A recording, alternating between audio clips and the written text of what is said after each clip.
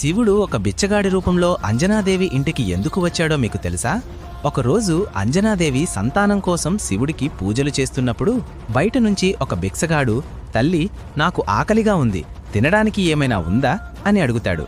అంజనాదేవి ఆ భిక్షగాడిని లోపలికి పిలిచి భోజనం ఏర్పాటు చేస్తుంది. తరువాత భిక్షగాడితో వెళ్ళి చేతులు కడుక్కొని రండి అని చెప్తుంది.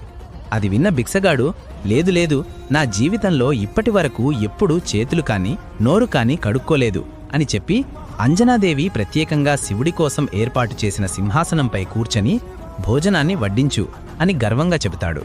కోపం వచ్చినా అతిథిని ఏమీ అనకూడదు అని అంజనాదేవి భోజనం వడ్డిస్తుంది.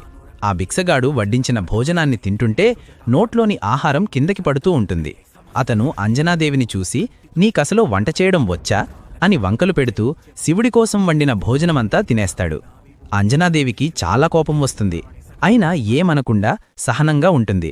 భిక్షగాడు భోజనం ముగించి అంజనాదేవితో, నీ భోజనం నేను తిన్నా కాబట్టి కొంచెమైనా పుణ్యం వస్తుందిలే, ఈ భోజనాన్ని ఆ శివుడు తినుంటే పుణ్యం కాదు, శపించేవాడు అని ఎగతారి చేస్తాడు. అది విన్న అంజనాదేవి కోపం ఆపుకోలేక, నా శివయ్య గురించి ఇంకొక్క మాట మాట్లాడితే అని అనేలోపు భిక్షగాడి రూపంలో ఉన్న శివుడు నిజమైన రూపానికి వచ్చి, నీ కఠోర పూజలకు నా మనస్సు చలించిపోయింది, నిన్ను పరీక్షించడానికే ఈ రూపంలో వచ్చాను, నీ భక్తికి మెచ్చి నీ కడుపులో హనుమంతుడి రూపంలో జన్మిస్తాను అని వరమిస్తాడు. ఫ్రెండ్స్, ఓం నమః శివాయ అని కామెంట్ చేయండి. Download ShareChat.